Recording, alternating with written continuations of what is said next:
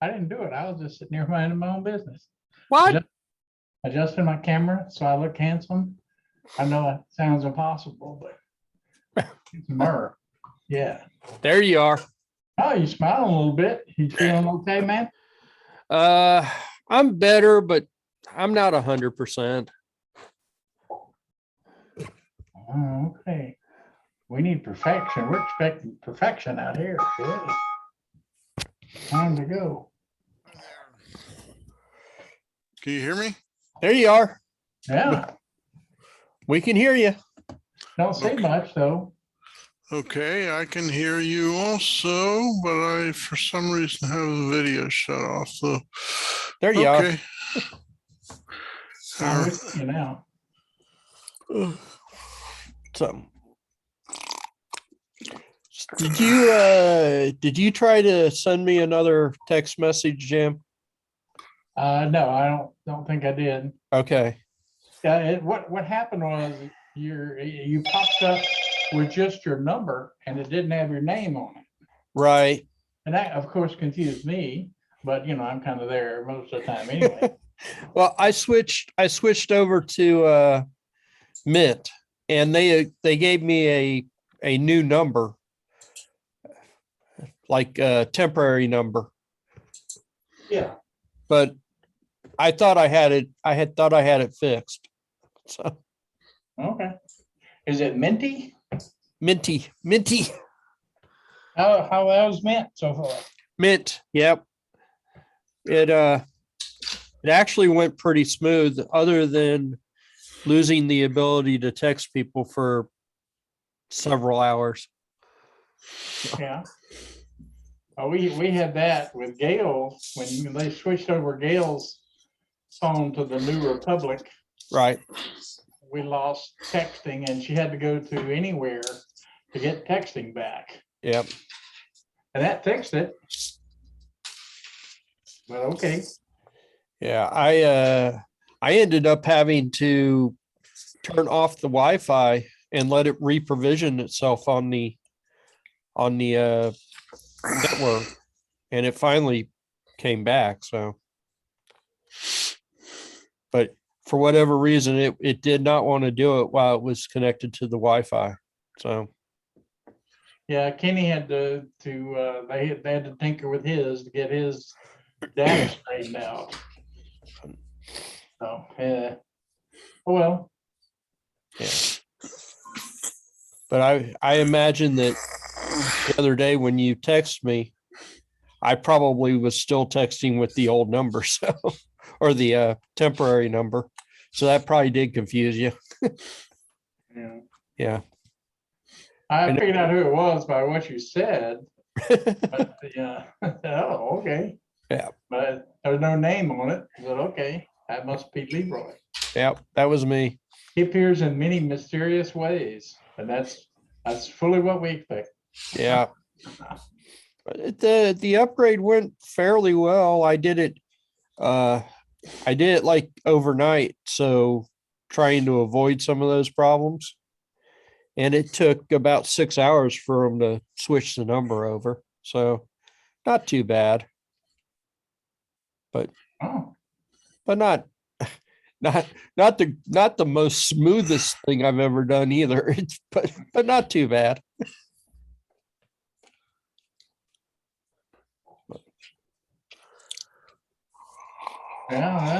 Yeah.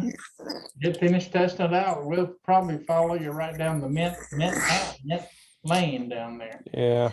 Just too cheap to ignore. I can't ignore that kind of savings. Yeah. So far, I haven't noticed any real difference. So, you know,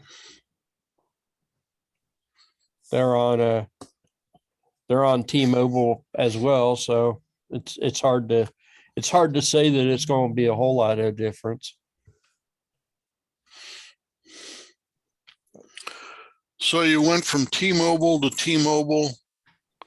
Yeah, just a different intermediary. Yeah, pretty much. Okay. So Republic was a T-Mobile Sprint, provider, and Mint, same sort of deal, which is probably why it went pretty smooth. I mean, the number transfers and everything was easy enough to do because not really moving. You're just moving to a different MVO, MVMO, or whatever they call that. The virtual network provider or whatever that's called. But everything else went pretty smooth. It was the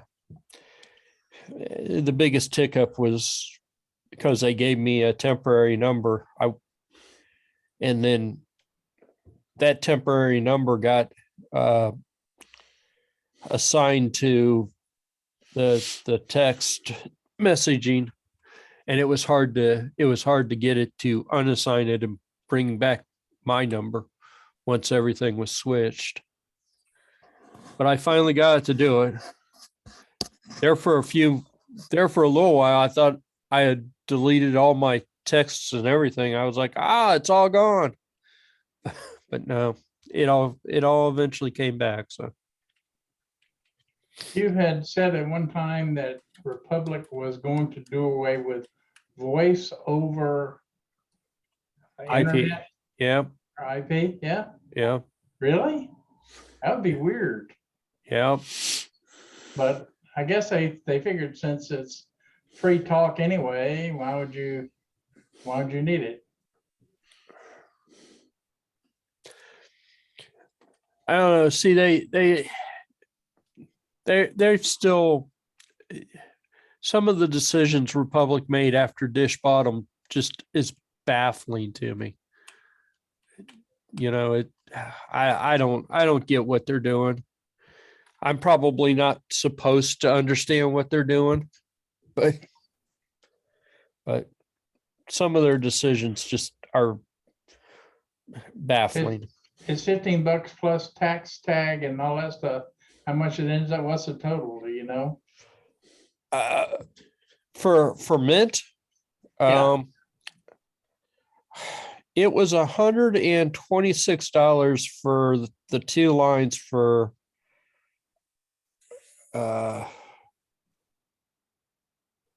3 months. Technically, it was a 3-month service, but we got 3 additional free months, so we got 6 months. So what was it per phone? Per It was 45 for the base cost, and then there was $26 in taxes. So I guess you divide that in half. So I guess it was about $60 per phone. per phone for 3 months time. So divide by 3, so that's $20. Yeah. Yeah, so it's not much cheaper than a Republic, but you're getting 4 gig. 4 gigs. Oh yeah, well that's a lot cheaper then. So it's cheaper because you're getting more data. It's a little cheaper. It's about $3 or $4 cheaper, but you're getting 4 gig. Yeah. Yeah. Well, and if you add up, I mean, if you used 4 gig with Republic, that's another $15. So, Yeah. you know, it's 20 plus 15 would be 35. So, yeah. You're saving money even if you only use a gig, you're saving money. And Right. you get 3 extra gig. Right. Yeah.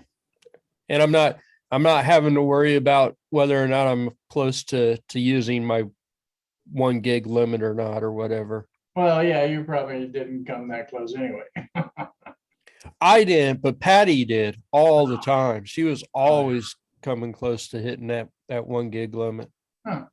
So, you know, I told her when I switched, I told her it still had the gig limit so that she would watch it, but Oh, okay. I'm not that worried about it anymore. She never came. She only one time did she ever come more than 2 gigs. So I think it's a pretty good fit. I think 4 gigs is plenty for.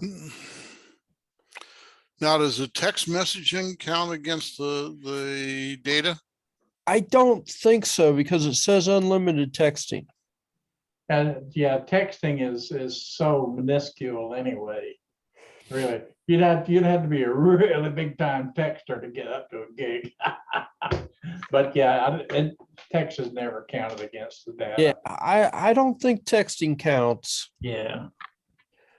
It's Everybody gives away free text and voice, so. yeah, it's unlimited talk and text, but 4 gigs of data.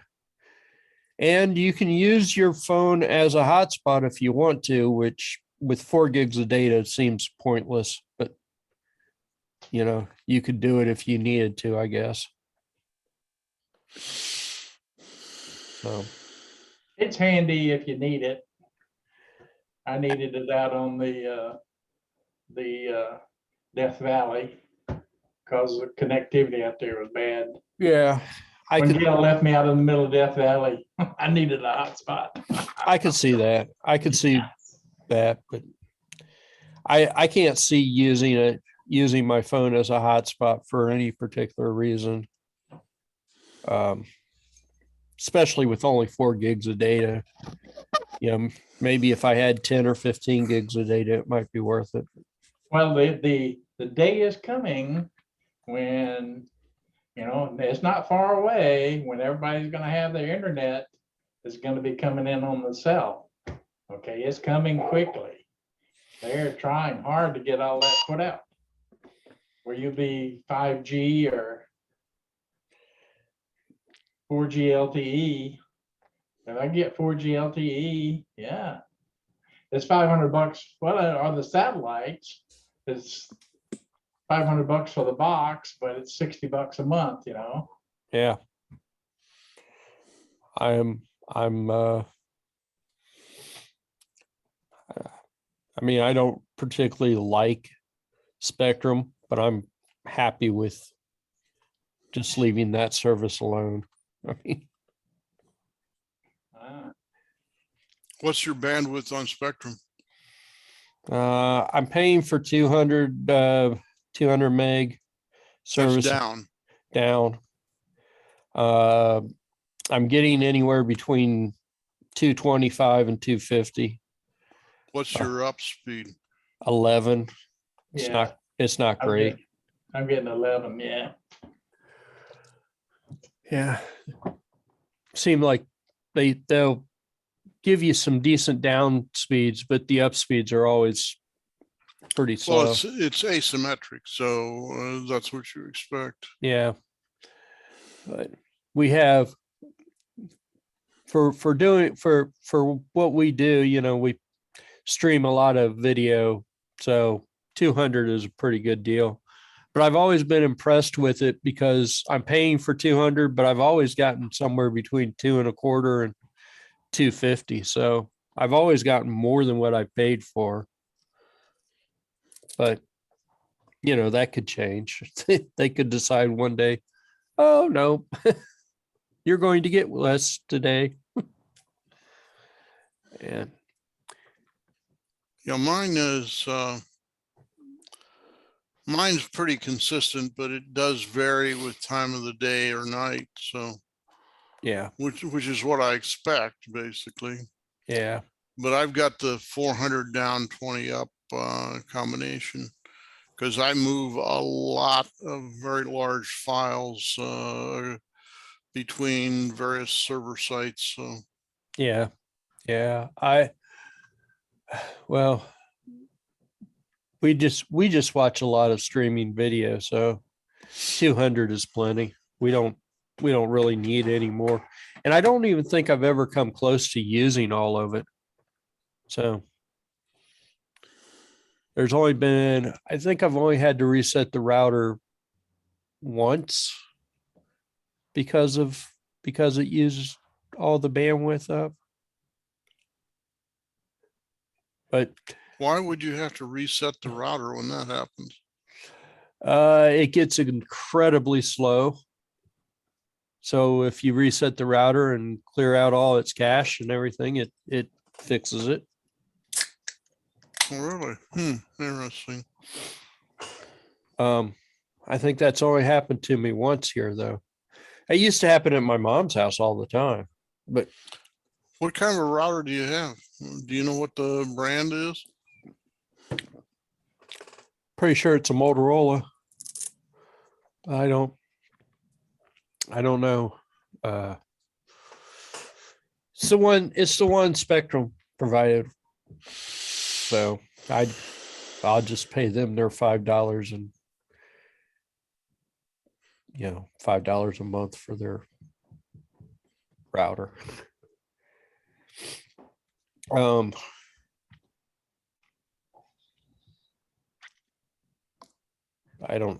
really don't know which model it is. Pretty sure it's a Motorola though.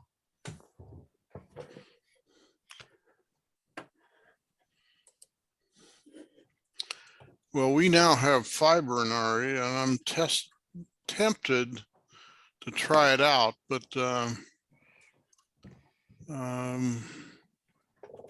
think I'll wait until my neighbors get some experience under the belt, and I use them as guinea pigs, so to speak. Of course, I'm doing different kinds of things than most people do. We do some video, but I move quarter T and half T file systems around between here in California and various clients and so forth and so on a regular basis. So I need the speed both ways. My problem is generally the upload speed, not the download speed.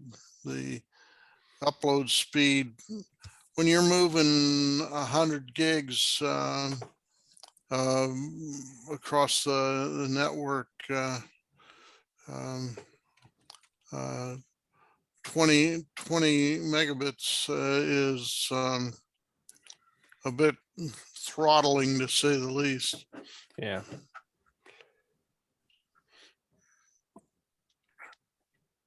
But we never have problems with videos. I mean, I watch a lot of YouTube stuff, and Barbara watches a lot of YouTube and a lot of steaming movies, streaming movies. Oh, you guys. Those I heard it was got kind of kinky over there. yeah, those steam bullets, and I movies. know, get those silver bullet cans all stacked up over there. Jeez, oh Pete.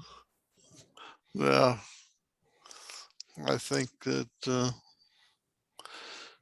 but she does a lot of movies and a lot of news and a lot of YouTube and so forth and so on.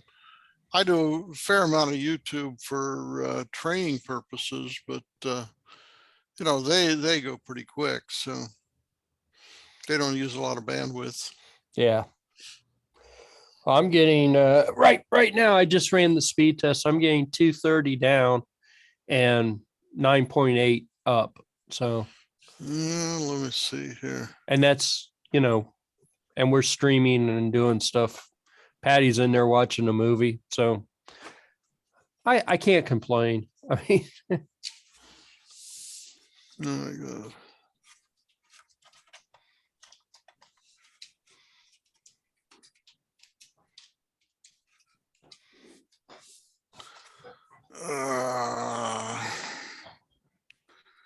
Well, let's see. I use this command line speed test, and I just got 392.35 down, and in just a second, and 21.12 up. So that's pretty reasonable. Yep.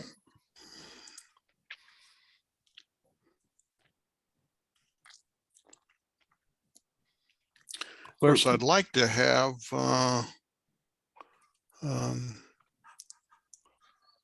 gigabit down and a gigabit up, but I'm not sure I can stand the pain of the monthly bill. So If I could figure out a way to pass it along to my clients, I would do that. I would not mind having a gig down. That would be nice, but I don't need it. Well, in my case, Yeah, I know you actually have a need for it, but the throttling for me is the up speed, not the down speed. yeah. Unless it's rare that you get choked up on up speed unless you're running a website or something like that. And I'd much prefer to run a website on the cloud. I mean, with Google's cloud rate these days, it's pretty difficult to justify doing it on your own server. Yeah. Wow.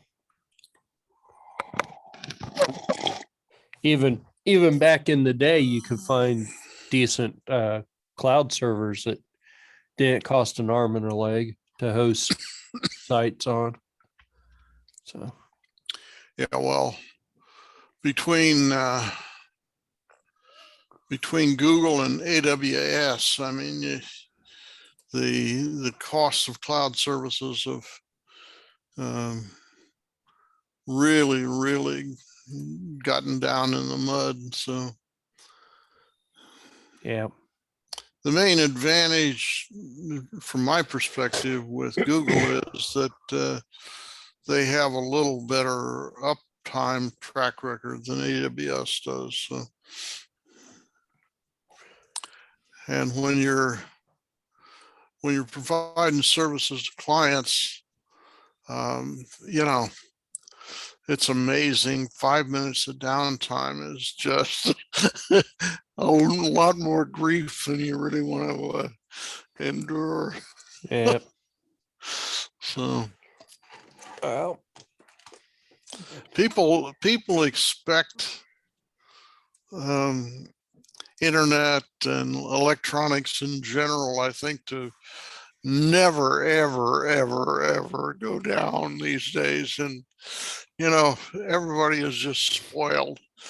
And so, you know, you interrupt something that they want to have right now. And it's like, oh, man.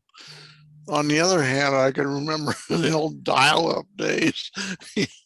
I mean, Oh, yeah. the classic was my parents didn't have any kind of internet connection. This is like 20 years ago. And no broadband or whatever. My dad couldn't figure out why I would want such a thing and so forth and so on. And of course, I'm in business, okay? I mean, that's the reason I wanted to. So I'd get on a dial-up line doing some kind of a download or transfer or whatever, and my mother would pick up the phone line in the other room, and whatever was going over the wire just got totally corrupted. And so yep. For a while I was going to, what was the name of this place? It was whatever the predecessor to the FedEx Kinko's. I don't know if you remember Kinko's or not. Kinko's, yeah. yep.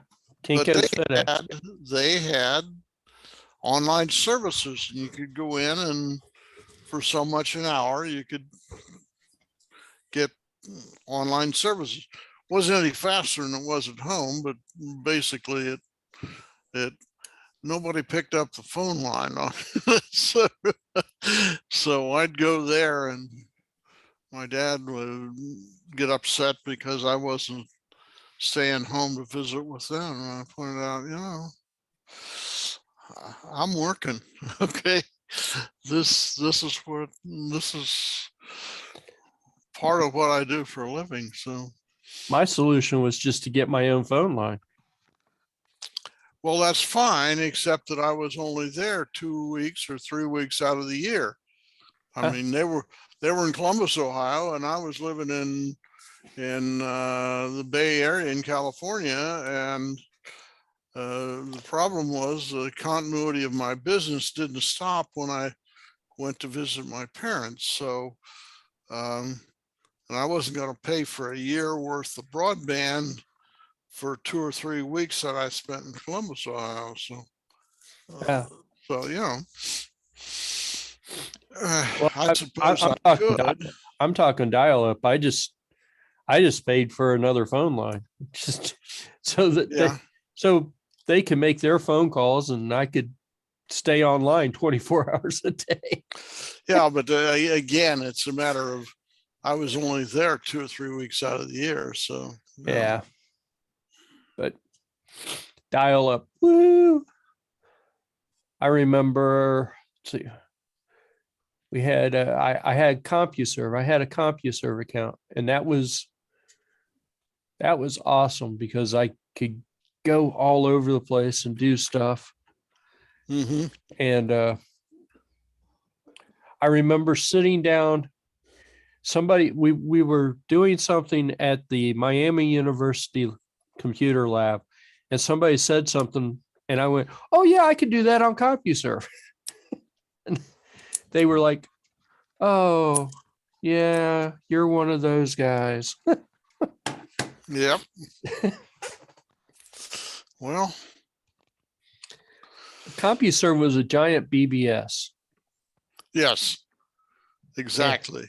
And then they slowly started offering external emails, and you would pay extra for that. You would pay, if I wanted to send an email to an outside system, that costs like an extra 10 cents or something to do it. Oh my God. It was actually kind of expensive. So they connected you to ARPANET then? Yes, it had to be ARP. It had to be ARPANET. It wasn't the internet. And then they well, if this was back in the 80s, the internet didn't exist. The internet we know it today. It was early 90s. Yeah. But they offered, I think you paid an extra $15 or $20 a month, and you could go on. They didn't call it the World Wide Web, but that's basically what it was. It was, and but you're still paying like 10 extra cents if you wanted to send emails. Mm-hmm. I was like, there you go.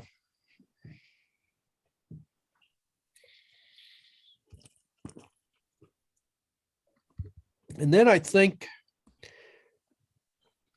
while I was a member of CompuServe, I think AOL bought them. And everybody sort of transitioned over to AOL.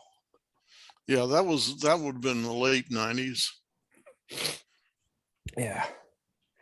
Yeah, well, I would sit up on my little 8088 machine, sitting there on CompuServe all the time, just chatting to people, IRC and all kinds of stuff. Well, so we had bulletin boards back in the 80s. I remember that. Yep. because I had a,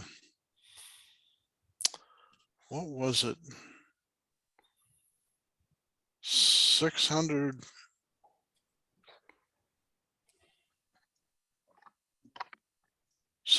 kbit modem, something like that. It wasn't built into the machine. It was basically an external modem. It was an electronic version of an acoustic modem. And then in the early 80s and well, the late 70s and the early 80s, we used, when I was at Rutgers, we used the old kind of modems where you take the handset and sit it on the cradle and jigger around with it, flip some switches, and I think that was 300. Yeah, 300 baud. Yeah. 300 baud, something like that. And Oh, I thought that was great. You know, that was fantastic. Yep. But there was no internet concept then. It was strictly point-to-point transfer. You call up a particular number and Mm. make the connection and then transfer data point to point to point. Yep. You weren't going into a network.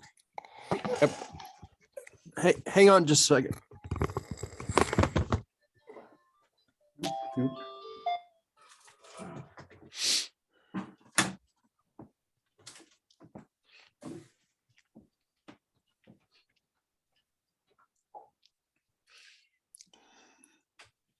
So Jim, are you still there? Oh, yeah. I just you're looking at the hallway. The kitties are going by. We're having a cats on parade. Yeah, they look pretty well fed there, Jim. Well, we got long hair, so you don't know what you got. It's like one of those old ex-girlfriends you had, you know. She was wearing a moo-moo, you didn't know what was going on. No, that must have predated my dating period. Barbara and I have been together for 42 years now, so it was probably early. What's that? Via Vic modem. 300 baud. 300 baud. Boy, that's a collector's item. Commodore 64 modem. Oh boy. I think this one's 1200 baud. Found those the other day. I was digging through a box. That one's cracked. It's got a big old nice big crack in it. Oh man, it probably dropped in value from 50 cents to 25 cents. Yeah. I don't know. What's the scrap value per pound for plastic anyway? I have no idea, but you'd be surprised. Just some of the Commodore collectors, and I should know I'm kind of one of them. We're insane. We buy crazy stuff, but I have no idea what I would ever do with a 300 baud modem. Ever. I can't imagine what you do either. I'm not real sure what I would do with a 1200 baud modem, but yeah.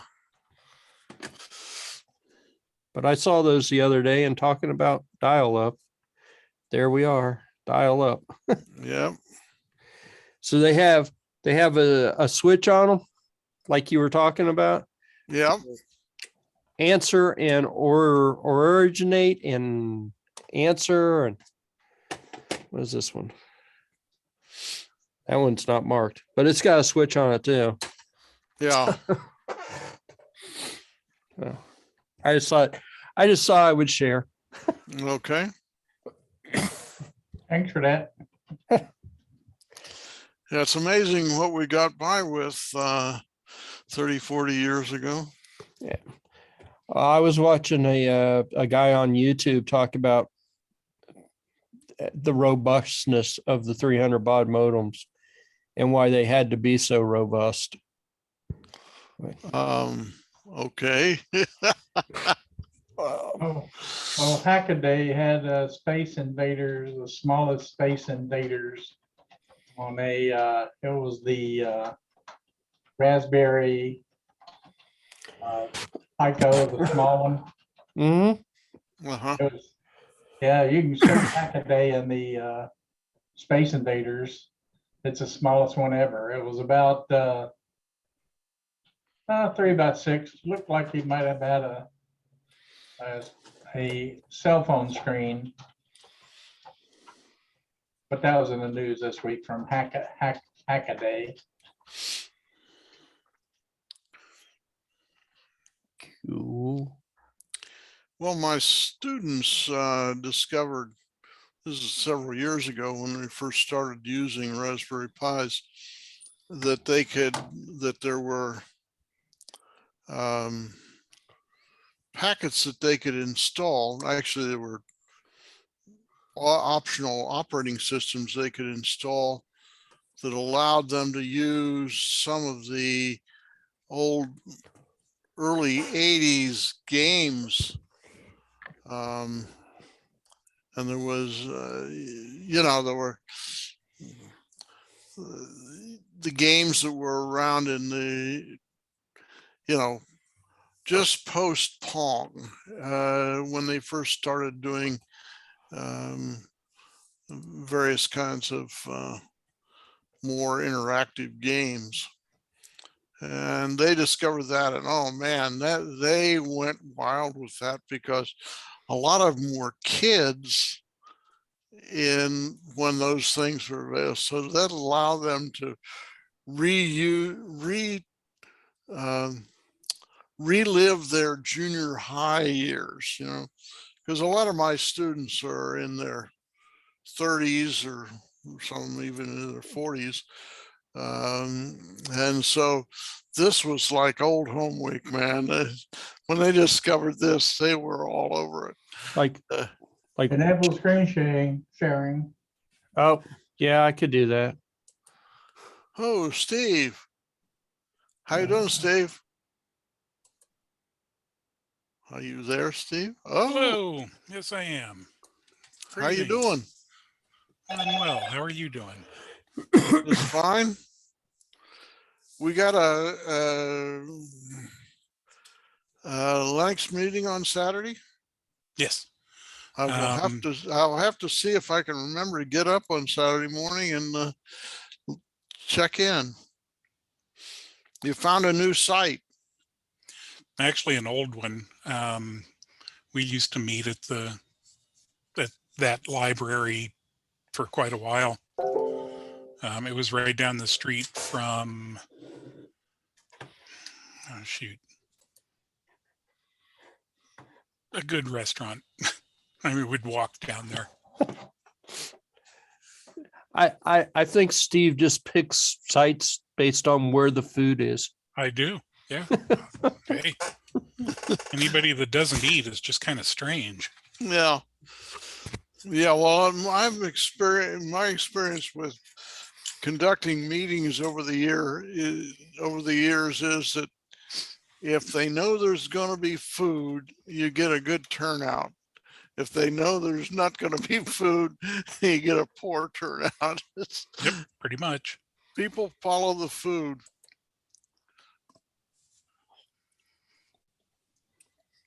The one tomorrow, or the one on Saturday, is just up the road, up Montgomery, a couple of miles from where we used to meet, right?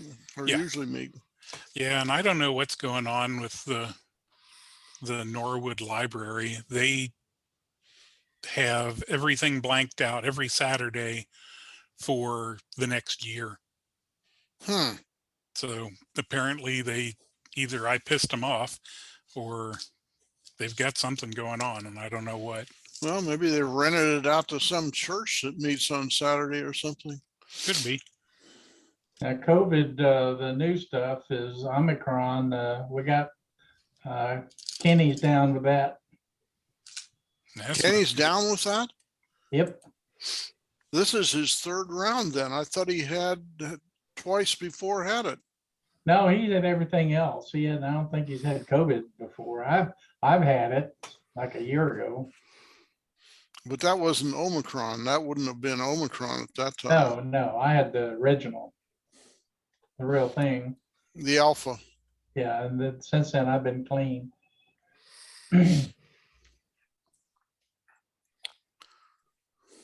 So is he okay, or is he in the hospital, or what's the story? No, he's pretty good shape. He didn't have a bad cough. He had a little bit of a cough, sore throat, felt bad. He's feeling better now.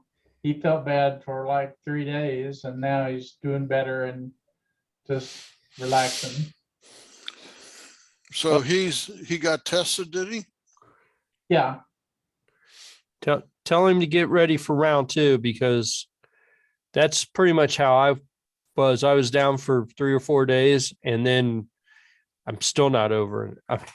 I feel better, but I'm not over it. So did you get tested, Leroy? We took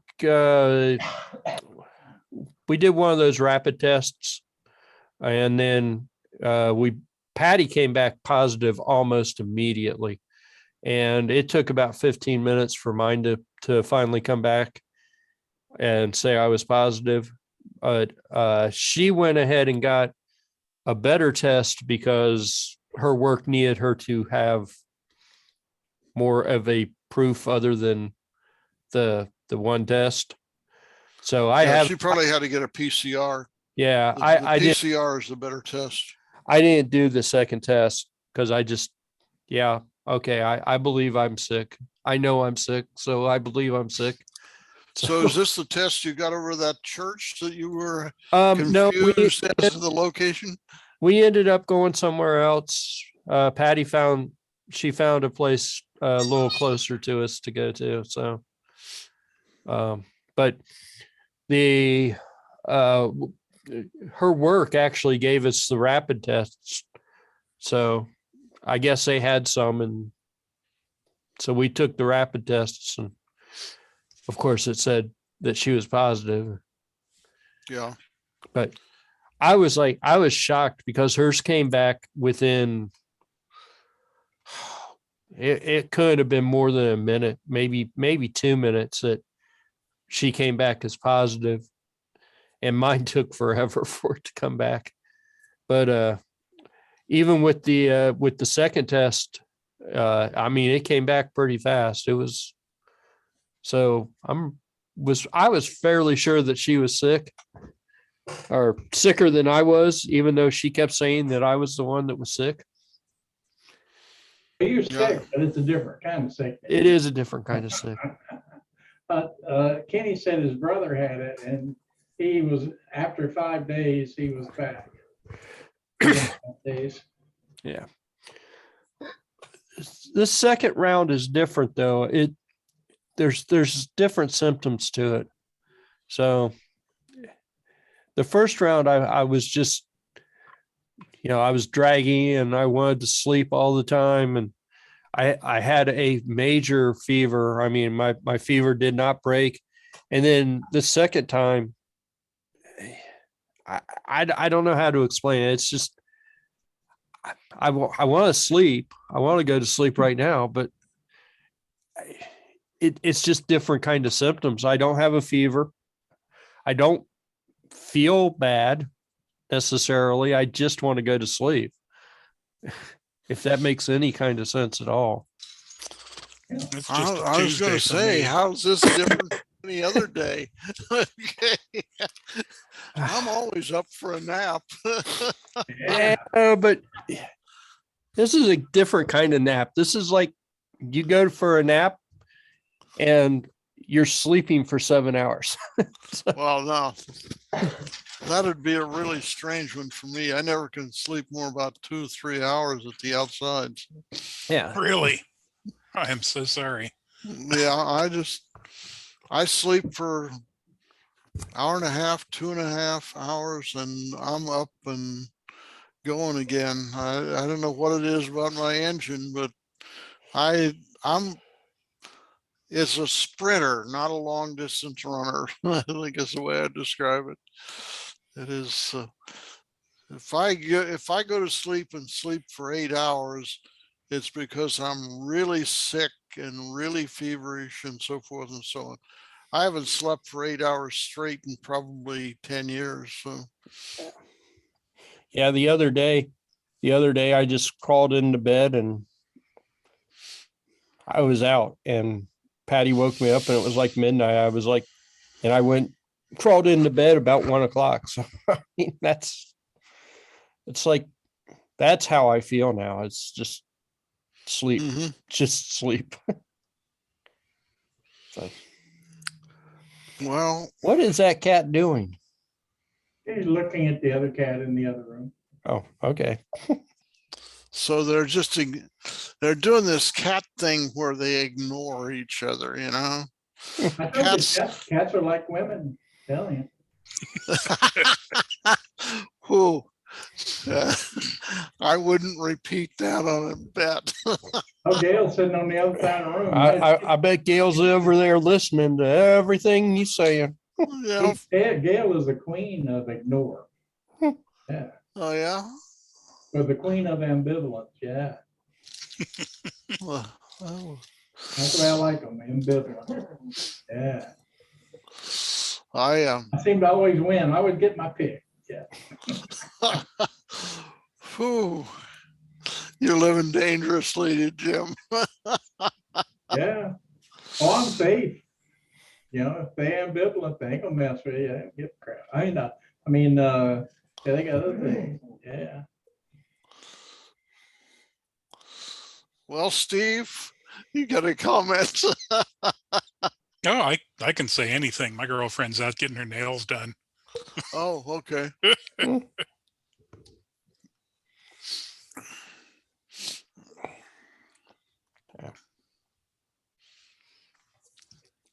So anybody got new toys? Yeah, Leroy. Oh, we've already seen that Wow. one. 1200 baud? 300 baud. Oh, um, I really, I mean, being down for the past week and a half, I really haven't messed with much of anything, you know, so. Other than switching the phone service over to Mint, I mean, that's the most ambitious thing I've done.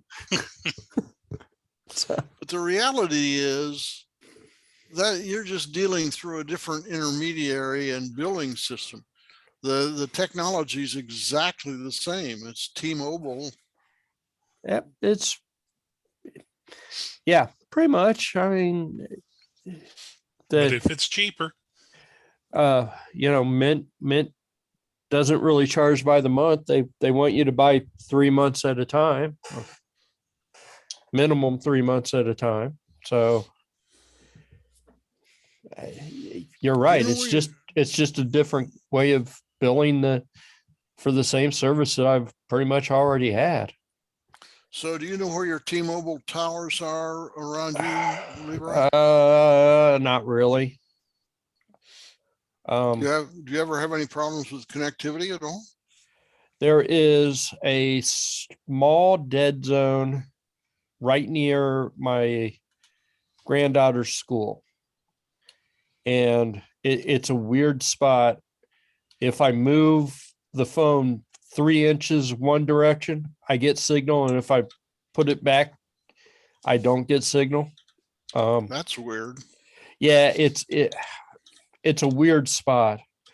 I haven't figured out, you know, why there's a dead zone there, because I mean, if you look at the maps and the coverage maps and everything, it should just be booming with signal. But Steve, didn't you have a map that showed where the various towers were? yeah, that was years ago. Leroy, something you may want to try, put your phone in test mode. It'll show you exact numbers for signal loss and stuff, and okay. give you the ID for what cell tower you're connected to. Oh, that's interesting. How do I get it to test mode? Let's see. I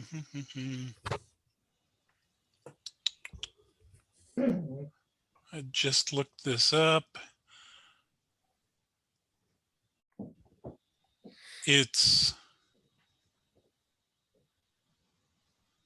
star 3001 pound 12345 pound star. Let's see if that actually works. Star 3001 3001 pound 12345 pound star.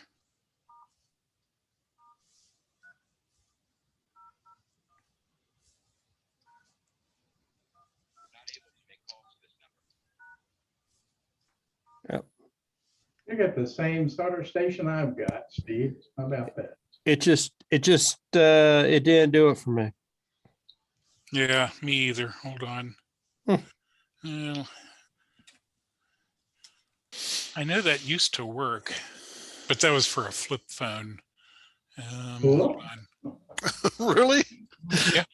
That was Yep. that was a while ago. Yeah. And it also gives you the tower ID. Yeah. So you can see when it switches off. On my ancient little Nokia, it was pretty cool. I mean, it filled granted the display was a 1/2 inch square, but it filled that with all sorts of information that as you drove around started to make sense. So you could see when you popped from cell to cell then. Yeah, you could.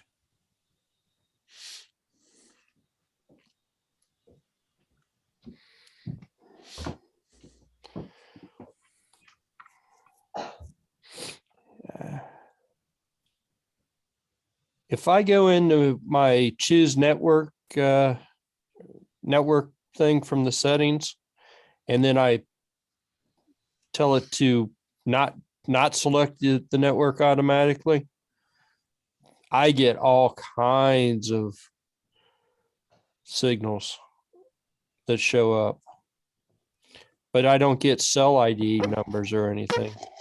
It's just service providers. Yeah. And AT&T looks like it's very strong in this area, which is very weird.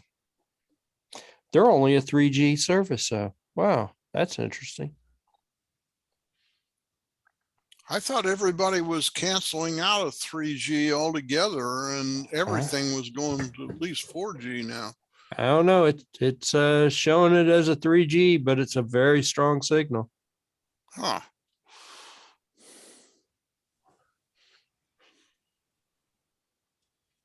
There's 2 Sprint, very low signal Sprints. There's T-Mobile was here for a second and then it disappeared.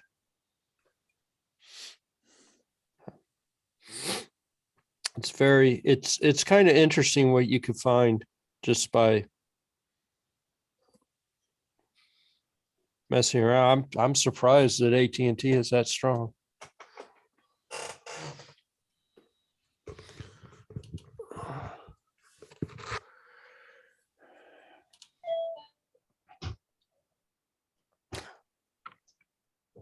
And there's Pooper. Oh, that's the old black one. Yeah, that's a black one. That's the rent-a-cat. Time lease cat. He's a drive-by. We see him when he drives by. So Gail's replenishing the feeder there.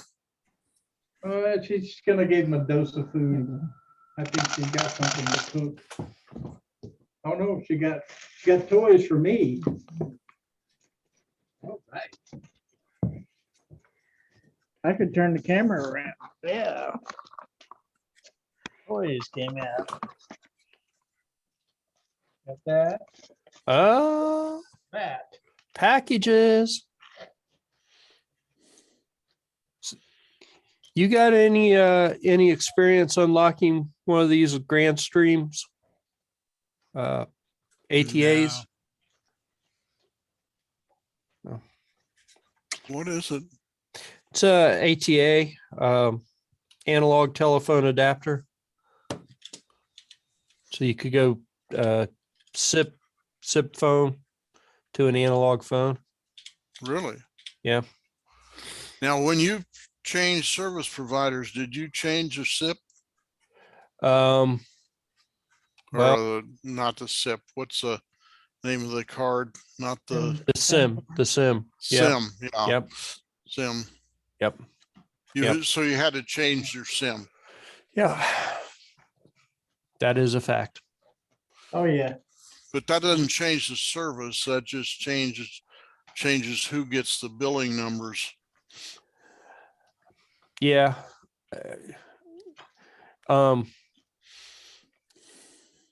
It contains like your phone number and that kind of stuff on it. So, but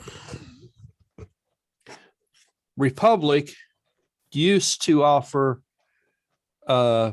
for free where you could just plug in and have a home phone number. It was basically the same number as your cell phone. And when of course, when I terminated service with them, I lost the ability to use this. So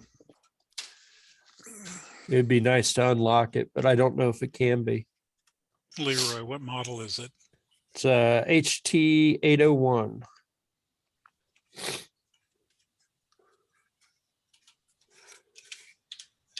I know there's ways to do it. I just didn't know if you had ever done it.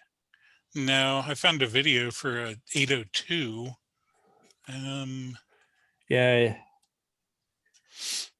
Well, I think the way to, because this has been locked already to Republic, and I think the only way to do it now is through like TFTP, right. reflashing the firmware or forcing it to flash the firmware. And Yeah, that's not a problem. I've got a TFTP server on my laptop. we might try it. Okay. I've got the original GrandStream firmware, so we might try that.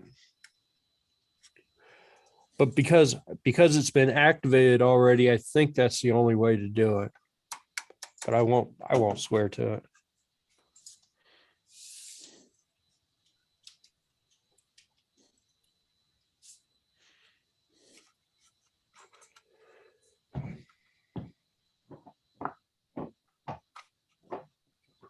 So Steve, why ever would you have a TFTP server on you said your laptop? Yeah. Because sometimes Cisco's do stupid things, and that's how you get around a forgotten password. And sometimes when you're resetting modems to open WRT, you brick it, and that's how you unbrick it. TFTP is a nice thing. It's so old that it's used by a lot of things. I've used it to unbrick old WRT 56 routers, 54 routers, whatever those things are. But I don't specifically have a laptop set up to do it anymore. So no, it's just my regular laptop. It's a service that's normally disabled. I enable it and move files where I need them and turn on DHCP as a service. Well, we might try that because it'd be nice to be able to use that for something other than whatever. Yeah. I mean, are you looking to set up VoIP phones? Not really. Okay. I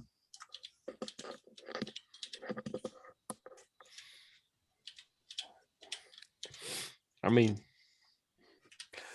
I'll be honest. I mean, I got that thing when they first offered it, and I don't even think I picked up the phone once. Not once. So, Hey, Jim, I got a question for you. We're all virtual this week. I don't remember you saying anything on the email about being 100% virtual this week. It said Zoom only. Zoom only, did you? right now? I Title.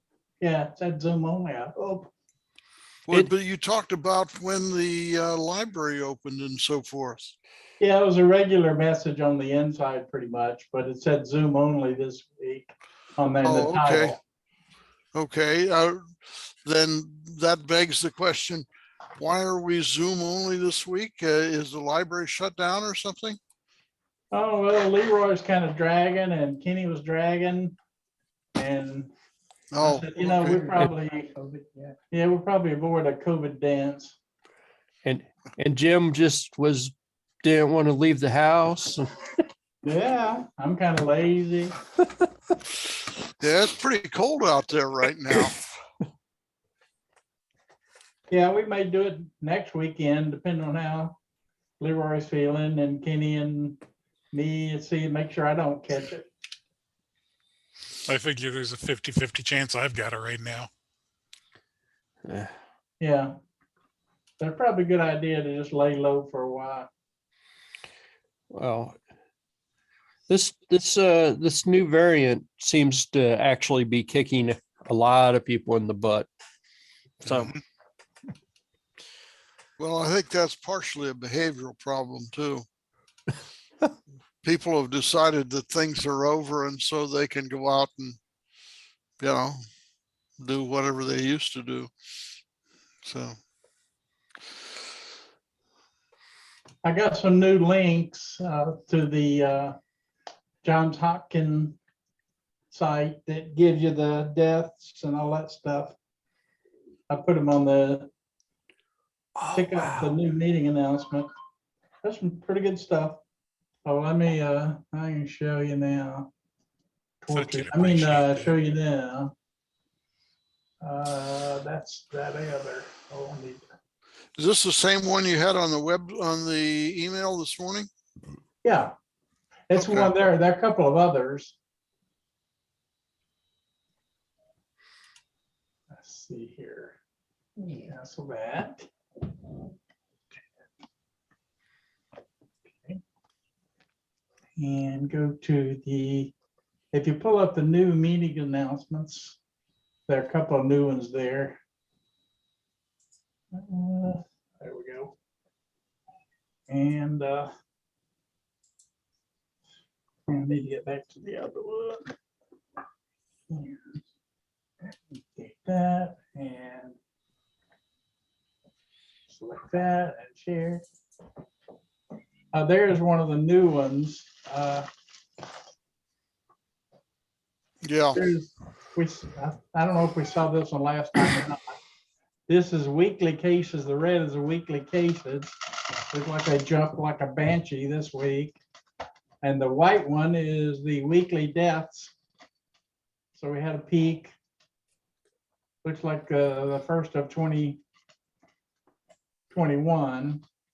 And now we're into 2022. So we up some. And also got the number of vaccinations. And here's your weekly hospitalization trends. Let's see if that'll show up. Oh, yeah. This is it for the total US. These are the total bed, total hospital, the people in the hospital, not COVID. The brown is COVID.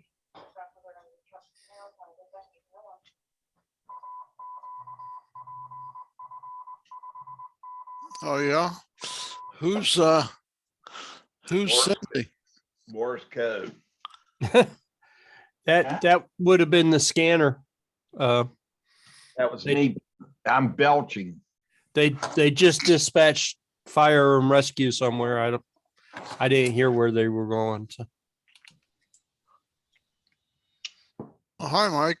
Hi. That is a cool tricorder. That was on Reddit the other day. That is one of the best ones I have seen. Well, I don't see what you're looking at.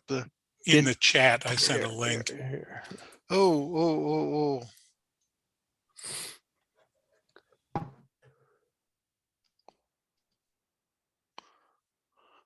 Yeah, that is cool.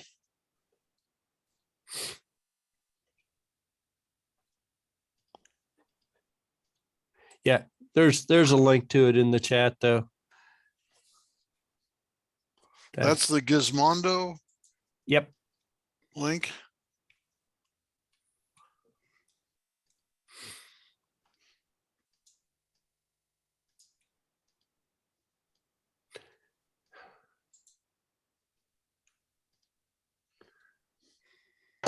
Stop staring at it.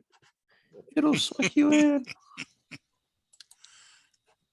Yeah, there's nothing in there you haven't played with, I don't think. You ought to No. make one.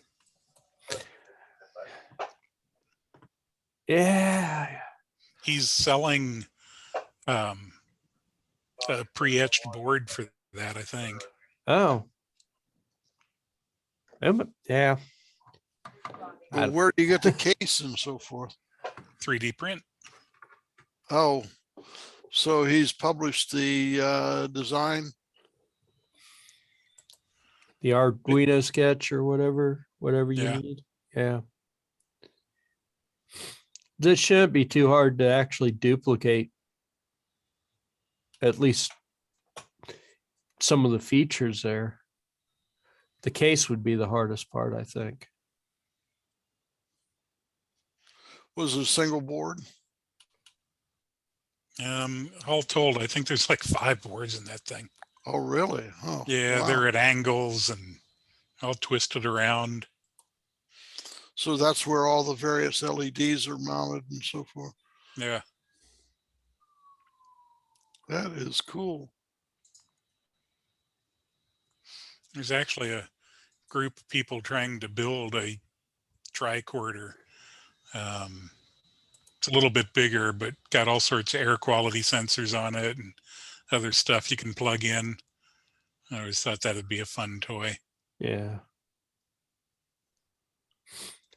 I always thought that the name tricorder was wrong because that thing does a lot more than just 3 things.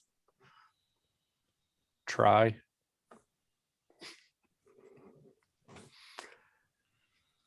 How's Well, that it tries supposed to to do everything. It tries to do everything.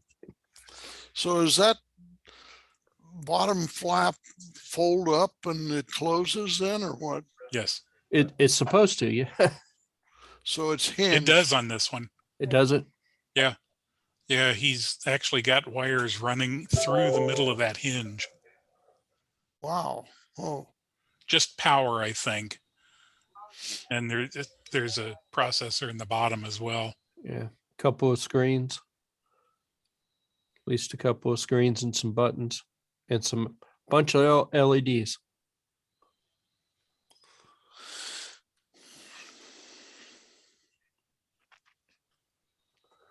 Oh, there it is. yep.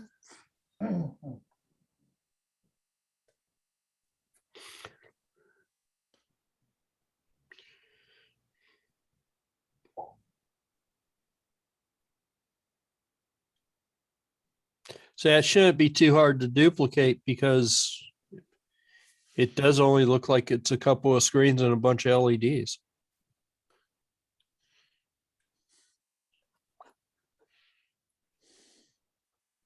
Let me know if you need more.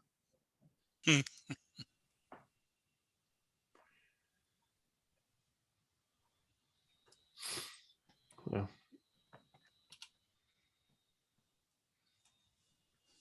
Gizmodo has so many ads. Yeah.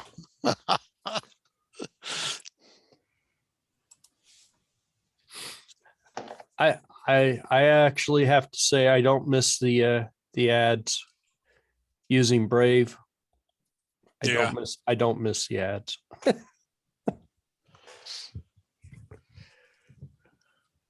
So, Actually, I've got a pie hole, but at the moment I've got it turned off. But that's pretty darn effective. Gizmodo, on the other hand, they self-host an awful lot of their ads. So Pi-hole doesn't work as well for that. yeah. Well, I got like the little ads over on the side of the screen, Mhm. but I didn't get that big pop-up. So I didn't get a pop-up. Jim did. No.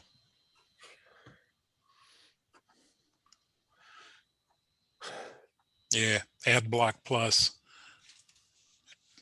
blocks 49 ads on this page. I'm at 41 ads. I've blocked 41 ads from Gizmodo. Not bad.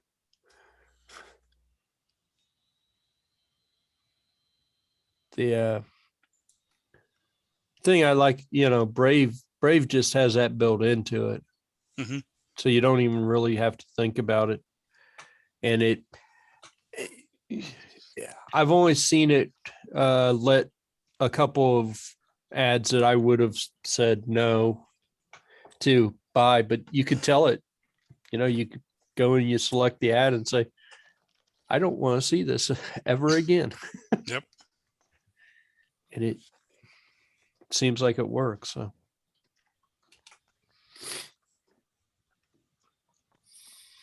I've been pretty happy since I switched over to Brave, though.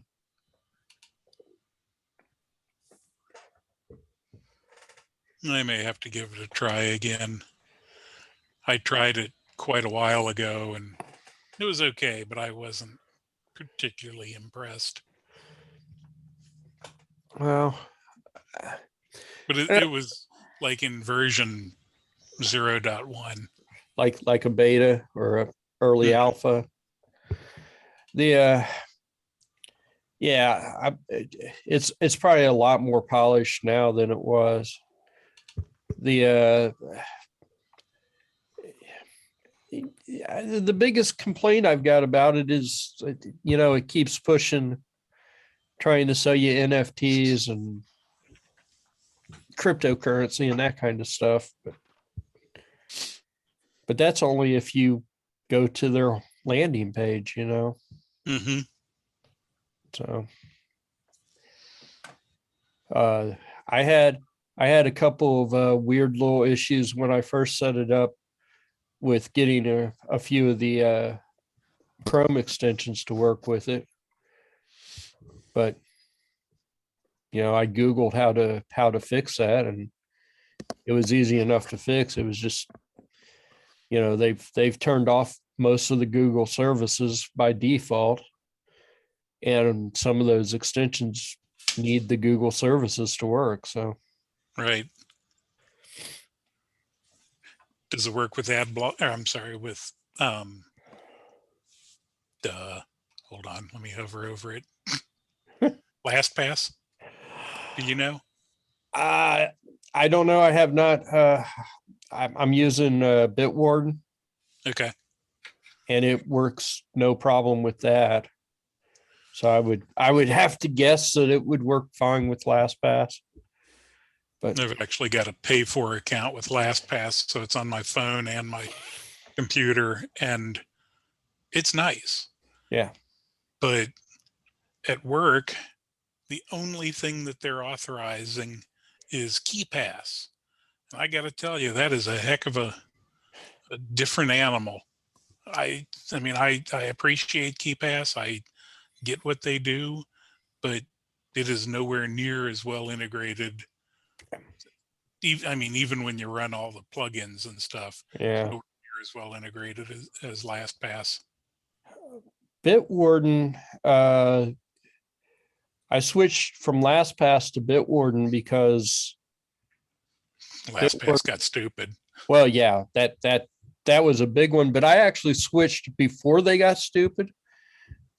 Maybe I saw the writing on the wall, but Bitwarden, the free version of Bitwarden, lets you use both the phone and the extension, which was why I switched in the first place. I've been pretty happy with it, except last week I noticed that the phone version has not sunk. The syncing part of it stopped working, and I had to uninstall it and reinstall it. And it's been fine since, but that was a pain. That was a pain in the butt to uninstall it and reinstall it. That's weird. So one of the things I like about LastPass on the phone, when you tell it, show me a password for something, it color codes letters and digits and characters. Okay, you just answered that. I was wondering if Bitwarden did. No. Letters are red, digits are green, and symbols are blue, I think. So you aren't going to confuse an O and a 0. I don't have that problem because you enable it to override the screen, and then it'll automatically fill in for you, so you don't have to copy and paste or whatever. Right. No, I mean, when I'm at work and because I Oh, haven't got right, stuff there, if I want to Right. check my bank balance, I got to open up my phone because I got decent passwords. right. Yeah, I don't really have that. I'm not really using it for that, but I can see that. I think with Bitwarden, you can tell it though that A through Z, except for I and O or whatever that would look Yeah. like something else. So I think you can actually tell it by default not to use the weird letters that would look like numbers. Yeah, that's nice. So not bad.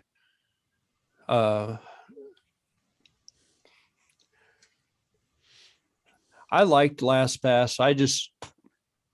They started doing some wacky stuff though. So,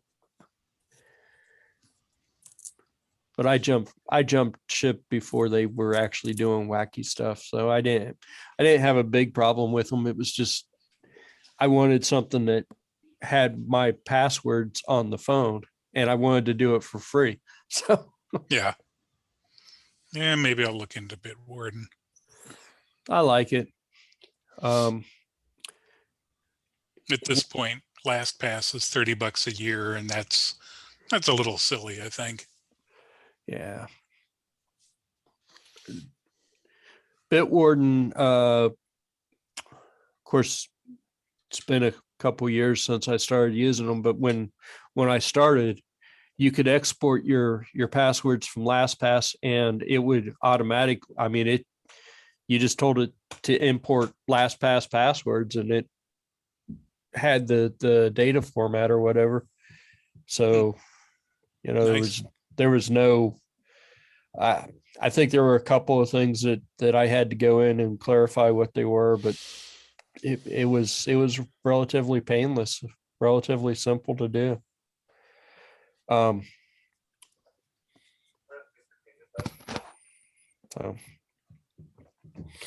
I like it.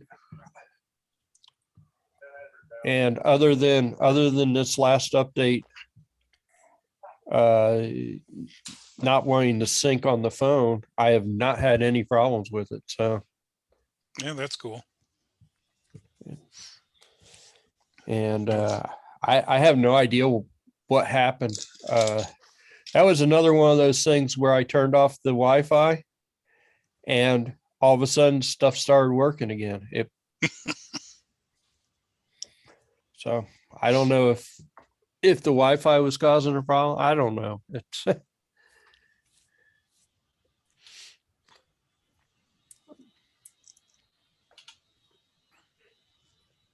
that's one of those deals where you try stuff, and then the very last thing that you do, and you go, this shouldn't have anything to do with it, but I'll turn it off anyway. Yeah. Well, one would hope it would be the last thing you would try. Why would you continue to try other things after you got one that worked? Well, yeah, but my point is it shouldn't have had any. I mean, it's connected to the network.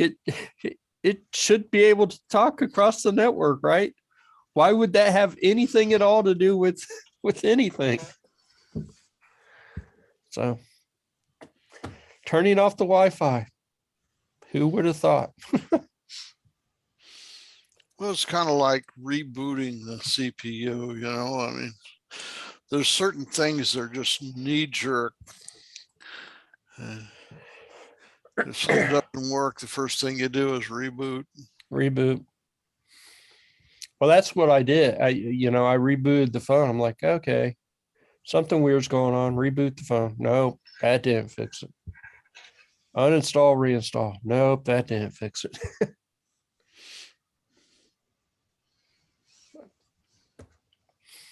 So So Steve, how's Siemens treating you now? Very well. I'm having fun there. Still trying to learn what the hell I'm doing. Honestly, there is, so everybody that is a peer has been there like 15 years, and none of them remembers how they figured out what they know now.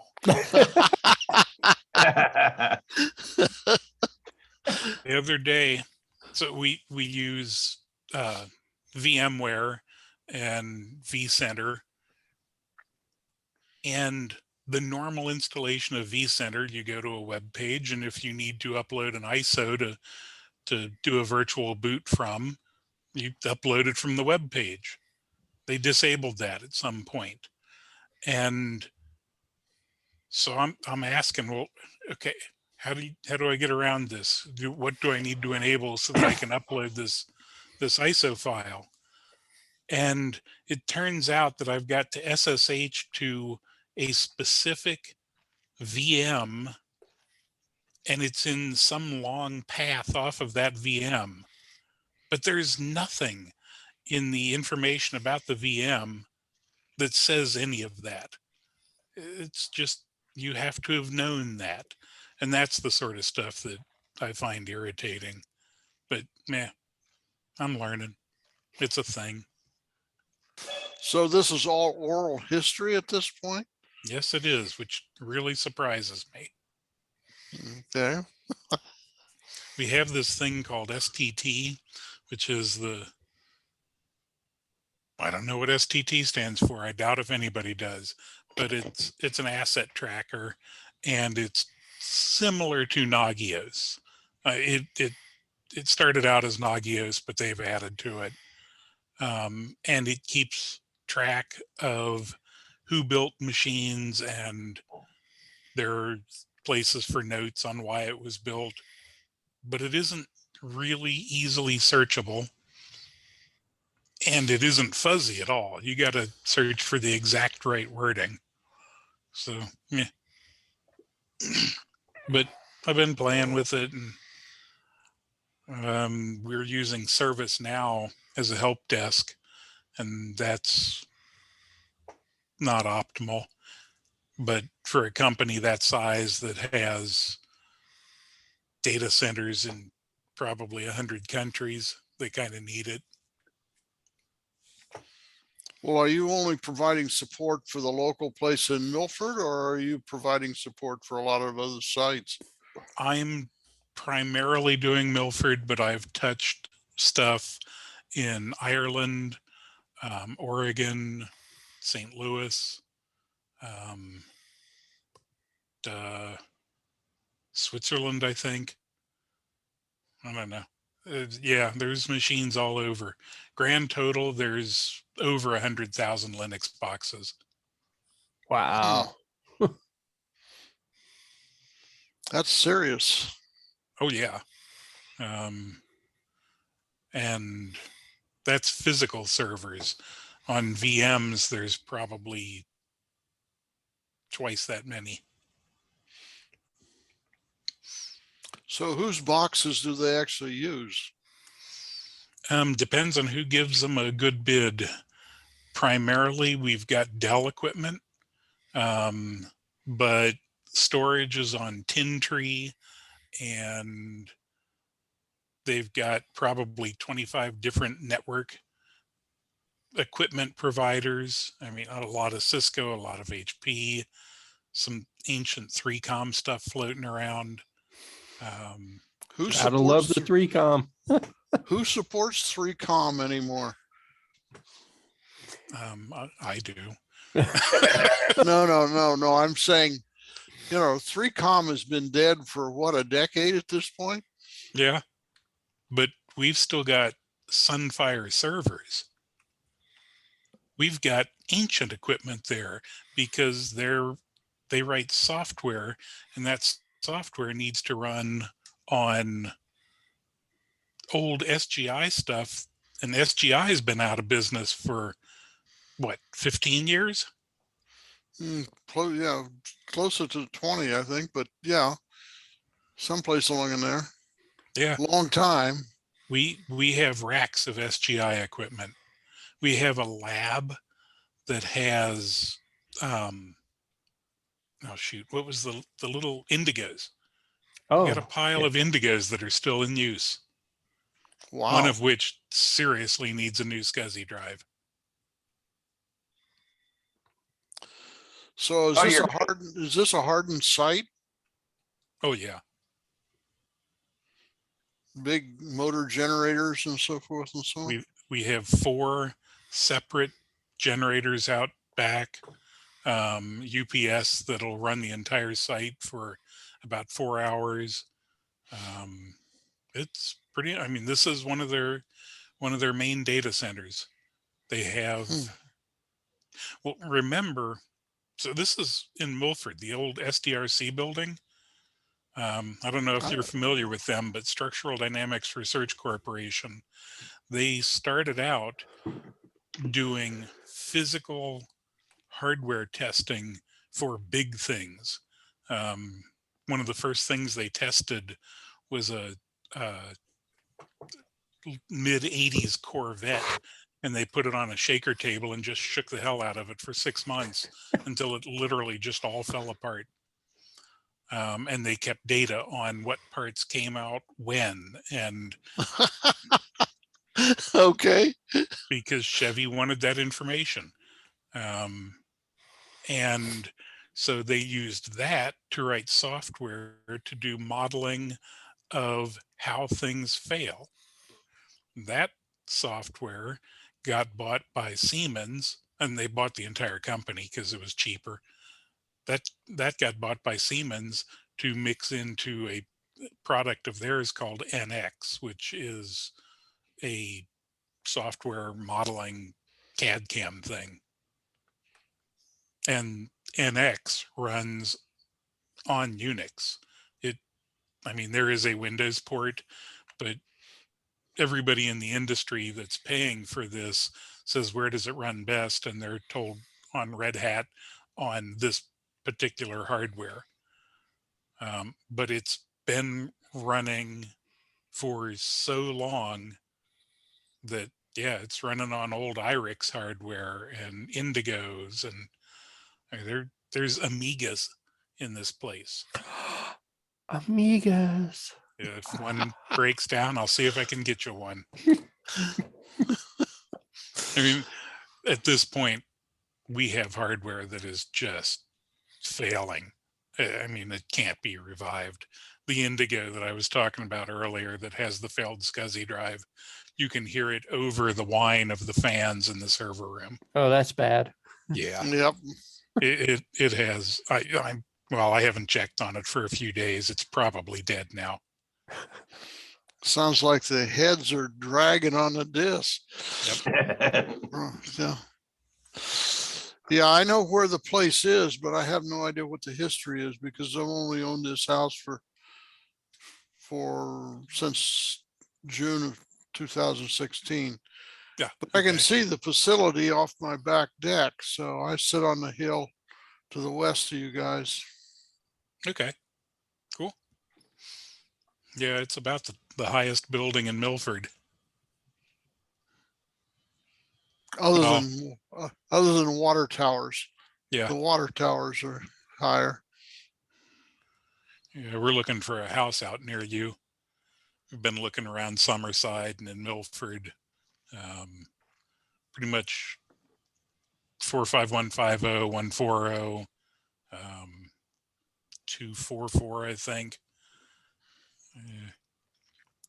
So found one house I really liked, but somebody else put in a bid on it before I had a chance to. You looking for something new or something legacy? No, older. One of the things I've found, if you go into an older house and all the doors open and close well, that house is going to last another 100 years. If you go into a newer house, yeah, you never know. Well, that's true. Yeah, they're putting up a bunch more up in our development up here. So, Yeah, but they're I think they're pretty well subscribed at this point. Yeah, it's getting hard to find a place at this point. Do you have a realtor looking, or are you just looking on your own? No, we've got a realtor. Darned if I can remember her name though. Kate Nolan. And she seems pretty competent. And she Mhm. doesn't seem to be pushy, which I'm happy for. Yeah. Yeah, a lot of them are a little pushy. We had a good one when we found this one. We looked for 2 years, and she called us up. She called my wife up one day and said, I think I've got the ideal place for it. We had spelled out all the parameters we wanted and Mhm. so forth and so on. Needless to say, this thing had more specs than most of the servers that I work on. And she said, I got the exact right thing. And she was right. Yeah, cool. She was right. I bought the house sight unseen. Well, sight unseen. I had the realtor had all their photographs, and then my daughter and my son-in-law came and visited it right away, and it was we actually found out a bit about it before it was officially listed. She spoke to the Yeah. people on Friday, and we indicated we want to place a bid on Sunday, and we went through serious negotiations the following week, and went to contract, and bam, that was it. My son-in-law said, well, you got to get on a plane and come out here. I said, yeah, I do a lot of stuff remote. Send some pictures. And so they sent pictures, and then we had a official home inspector come out, and one of these guys that looks at the roof and looks for termites and looks for um, looks over the thing in great detail, and he was worth every penny of it, particularly since the previous owner paid for it. So Yeah, he sent. that doesn't happen anymore. Pardon? That doesn't happen anymore. Well, 2016, that's the deal I negotiated. Yeah. I made a cash offer, and they were interested in getting out of Dodge pretty quick, and that was so I was in a pretty strong negotiating position, to say the least. And so, but we didn't actually see it until 2 months after we were in contract. So came out in June. They wanted to stay in the house. They wanted to not close. This was in April, and they wanted to not close until June because they had kids in school. And Okay. they wanted the kids to be out of school. They had small kids. These are elementary students, elementary school kids. And so we flew out here in early June, closed on the 29th of June, and moved in on 2nd of July. But I had not seen it until we flew to Ohio. So, but my daughter took I don't know, better part of 100 photographs, and the realtor had done their usual thing. The problem with that is that's all posed, and they, they make it look good. Okay. It's like going to a professional portrait photographer.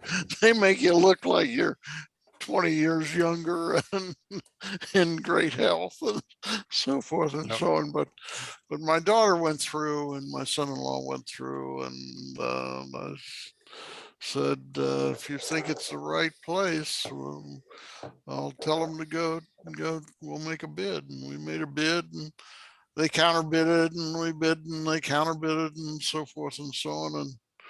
And Kathy Streif, who at the time was Sipsey Gypsy Klein. Yeah.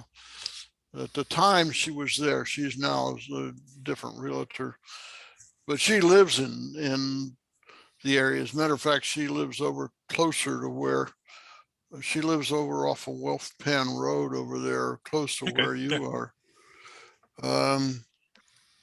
And you know, we made the final bid and she said, you got it. And I said, okay, I'll tell my broker and we'll transfer the funds. And she said, well, you don't have to do that until all you have to transfer is the earnest money. And that's the money you give up if you Right. decline the offer at the last minute. And she said, you don't have to actually do the final transfer until the day we sit down and do the closing. Right. And she was right.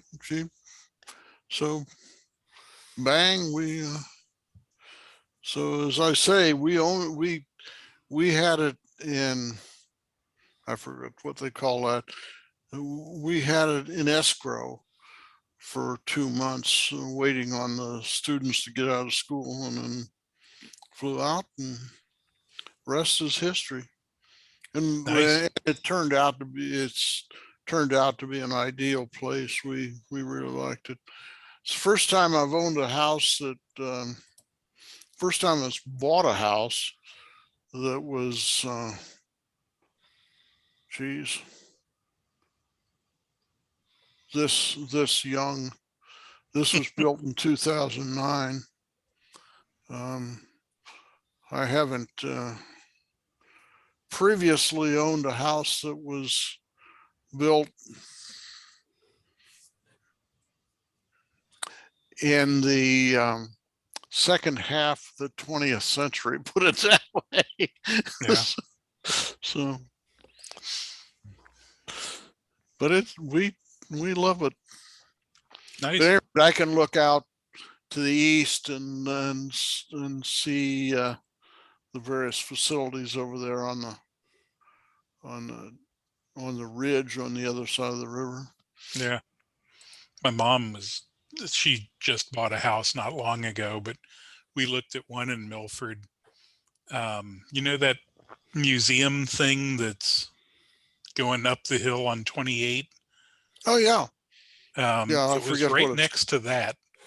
There's a couple of houses just up the hill from there, and it was Yeah. one of the bigger ones. And it was a strange little house. We were looking through it, and I kind of recommended Mom not get it because it definitely had all its electrical work done by a homeowner, not a professional. But Well, it could have been originally knob and tube that they upgraded. yeah, I think it might have been. But apparently it was owned by somebody that was into dance. There was a room in the basement that was all mirrors and bright lights. And it was either a mirror, either a dance studio or Yeah, well, yeah, a film studio.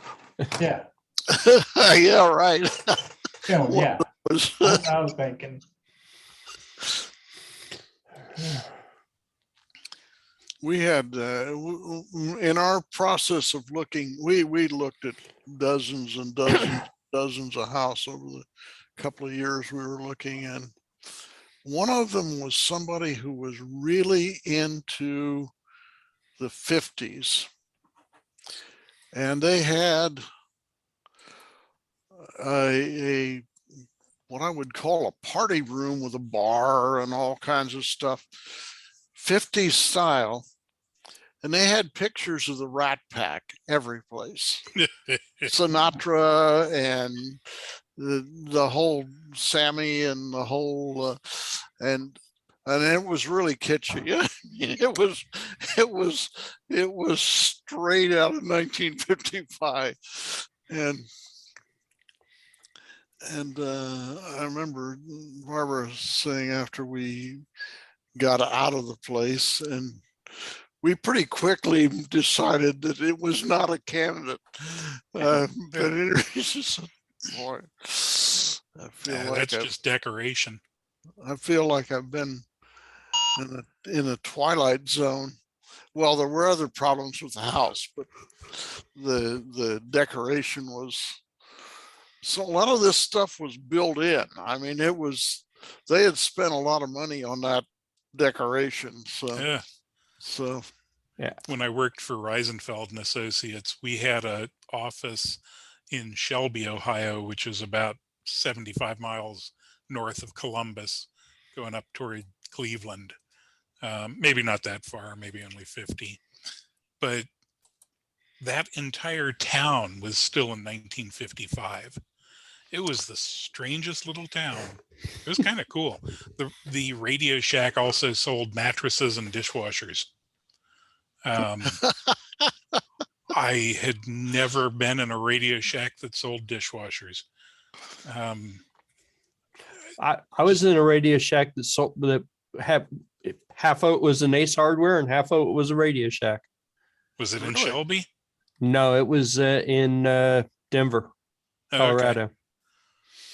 Because this one It was up in split. the mountain. Yeah. I've been in Radio Shacks where they had Radio Shack on one side and the Tandy on the other side, which was a craft. Tandy leather. Tandy leather. Yeah, right. Because I think they were at one time part of the same company. Yes. But They I've started never out seen, as Tandy leather, and one of the children was interested in electronics. And so that's how Tandy Radio Shack started. it sounds like Fry's. Fry's Could be. started out, the first generation was a local grocery store in Northern California.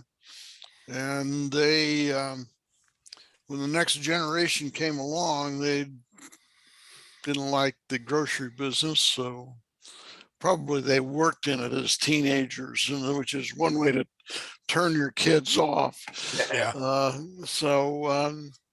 They started Fry's Electronics, which of course is now dead.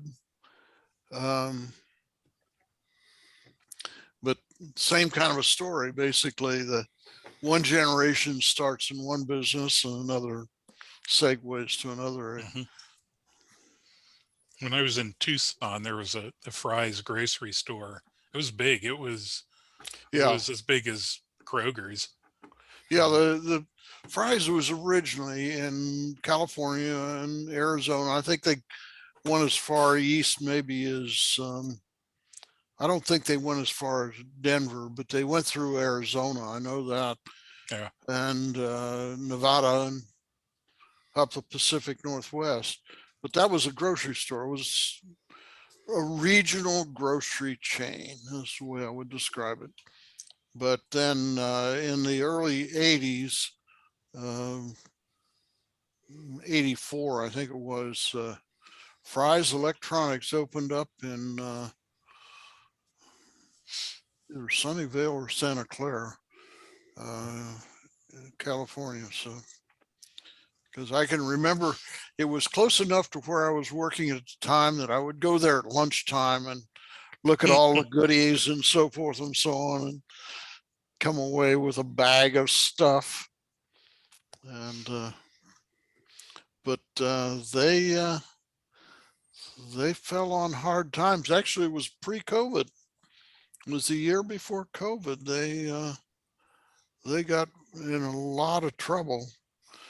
They were a very aggressive retailer when it came to the buy side. So they would negotiate really, really good deals with various suppliers of electronics. Well, the problem was that in the, what was it, 2018, 2019, when when we were having a problem with China and decided to jack up the tariffs. They got caught in a bind Yeah. and they couldn't get, I went in there the last few months they were in business. I would go in there to buy something like a router or a switch or whatever. The area which was network stuff, which was 4 or 5 aisles, had nothing on it. It looked like the toilet paper roll in Kroger in the beginning of the pandemic. I mean, there was nothing on the shelves. And I told the guy, I said, that was covering that area, and I said, what's going on? And he said, we can't get parts. We can't get product. I remember when CompUSA looked like that. Yeah. Yep. Yep. Yep. If you're a retailer and you can't get product, you are in big problems. Yeah. And so they have all these big retail sites all over Northern California. They're sitting there vacant, waiting to be leased out to somebody else. And right now with brick and mortar businesses, is that you, Mike? Oh, Who's The CW? the CW? That was the scanner. Your scanner? That's my scanner. Okay. They dispatched fire and EMS somewhere again. And they do that with Morse code. No, but that's the station ID after they get done dispatching wherever they go. It's a repeater ID. Yeah, the repeater ID. So, but Yeah, I don't know what it said. Oh, you don't read, you don't automatically read code anymore? No, I might recognize 1 or 2 letters, but they always do it too fast for me to tell. So I recognize E. I usually can hear S's and O's for some reason. T's as well. E's and T's. E's and T's and S's and O's. But I got used to hearing S's and O's because some of the computers, some of the servers that I had, when they had a fault, they would send out SOS. They would beep out SOS. Really? Yeah. So it was pretty obvious that there was a problem with it. I recognize V. I remember as a little kid hearing the V when World War II was over. Yeah, no, I don't really copy Morse. That's why this is kind of neat because it'll catch some of it and it works mostly. What's that? It automatically converts it to text, does it? Yeah. Oh, that's cool. That's great. That's cool. We could see the green screen. I think I probably could copy 7 or 8 words a minute now, but I certainly couldn't do the 13 that I did at one time. One day when we were first playing with that, I found a really, really strong, really slow signal and it copied it almost perfect. And I was like, oh, okay. But the fast CW, it has a little bit of a problem copying. It adds a lot of E's. There's a lot of E's that get added. Well, does it read Farnworth or not? I would say no, because I don't know what that is. Oh, well, Farnworth is where you send the individual characters at like 20 words a minute.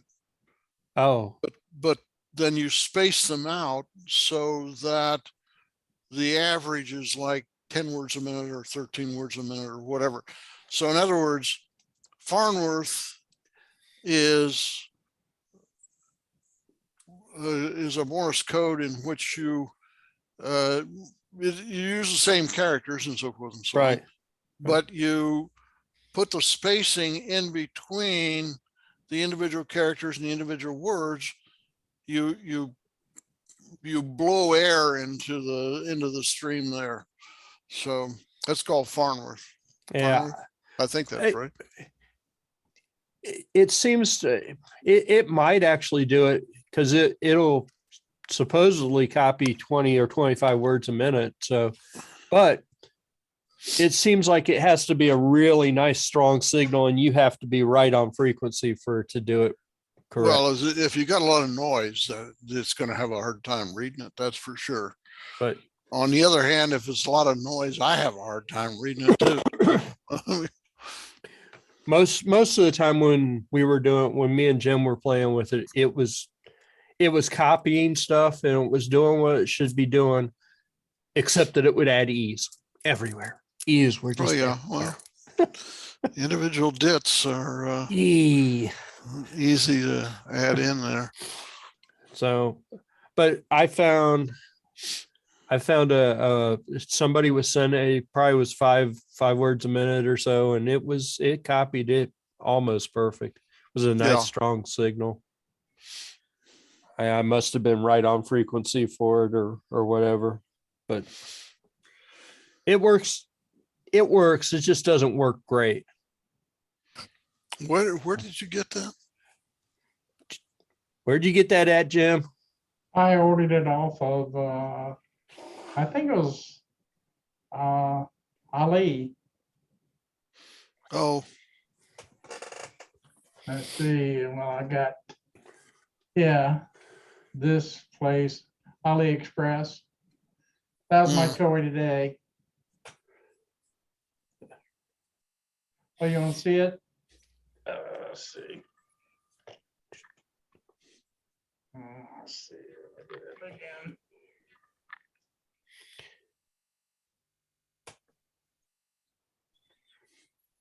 Yep.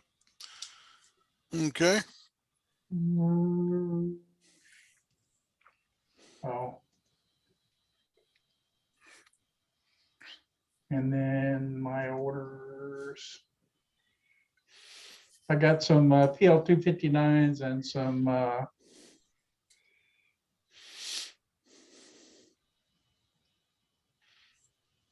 well, it's probably on the second page. was there a second page available? Yeah. Oh yeah. Or maybe not. Maybe you got it off of eBay. Yeah, I probably did. It's easy enough to find. It's called a micro SDR, and it's Arduino based. Cool. Micro SDR. Okay, Yeah. I'll remember that. Oh, that third one over from the left? Yeah. Yep. Now, so you just attach an antenna and a power supply and you're good to go? pretty much. That's the last week. That was the video that I showed what it sounded like with that little crappy microphone. It's made for QRP. It's made to carry around. Mm-hmm. 40 was open today. Yeah. Yeah. I wasn't open today. I was asleep. Daytime or nighttime, Jim? I was this morning sometime, I think. It was pretty solid. Last couple of days, it seems like it's been pretty good. Open to where? Europe or Asia? There was a guy in Tennessee talking to somebody in Alabama, I think. Okay. 40 that's about 40 standard hops. But you get down at the bottom about 72, 34, just about any time. And those guys are busy. I just turned it on dead and there was somebody dead on frequency and you don't run into that a lot. But yeah, they're busy. I got some BNC connectors in. We need to get a connector to that signal SWR thing you got too, to go to BNC. I got some BNCs. Oh, yeah, okay. You tell me which one you need. I'll try to get it. These are 75 ohm or 50 ohm? These are 50. Well, the thing he has is, I think, multiple impedances, but we have 50 ohm. It's a 50 ohm transceiver.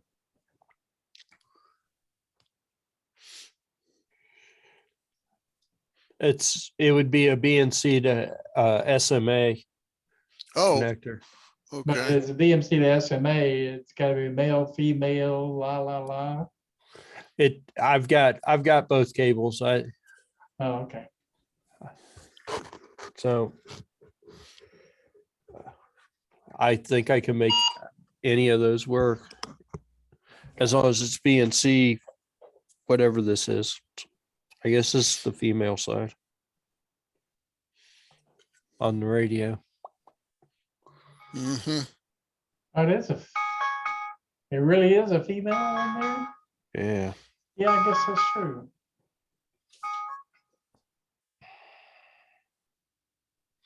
So,